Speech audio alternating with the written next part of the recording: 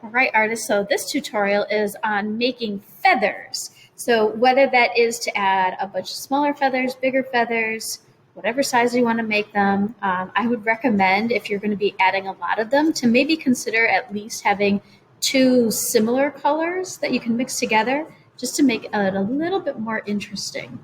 So for your basic feather shape, and again, you're going to probably want to fold up paper. So if you have to do a lot of these, maybe fold your paper a couple of times just so that you're able to make many of them at the same time and you're not cutting individual feathers.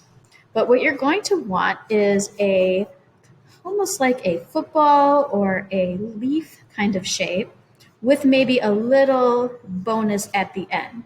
That bonus will just make it easier for something to glue and attach your feathers onto whatever it is you're attaching them to. I'm going to cut them out. I'm cutting out two at a time here.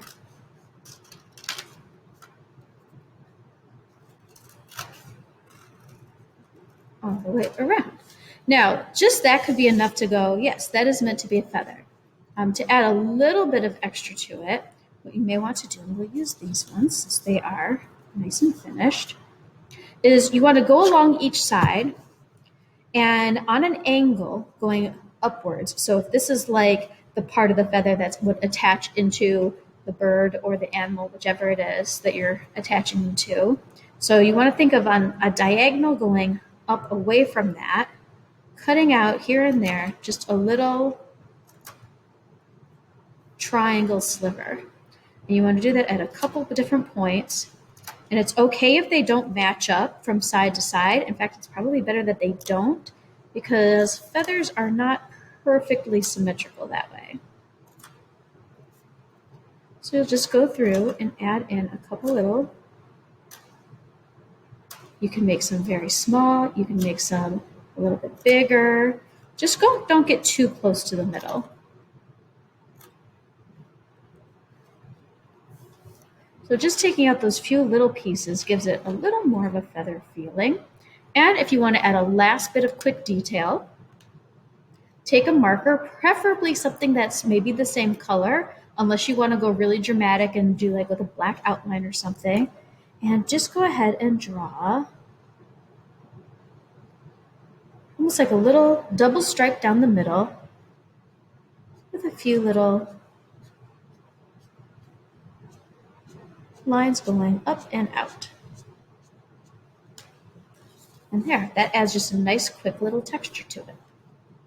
And like I said, it's a good idea for if you're going to be doing multiple feathers, have a couple different colors, let them mix and overlap with each other. It just creates a more interesting look. And with all of them having all their little pieces cut out, that will add even more to it. And if you add the little extra detail on there, more detail. So if you're only adding a few little feathers to it, go ahead and consider adding in a lot of those little extra details, adding in the little cuts and adding in the lines. If you're only doing a few, if you're doing a whole ton, like you are completely covering the head with feathers, then maybe pick only a few of them. Maybe just do the lines or maybe just do the cuts. The lines can also be, let me grab a color, just so you can see what it looks like with just the lines. Hopefully that'll show up. Yeah, it does.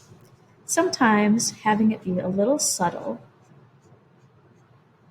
is nice. Just add a tiny little detail to it.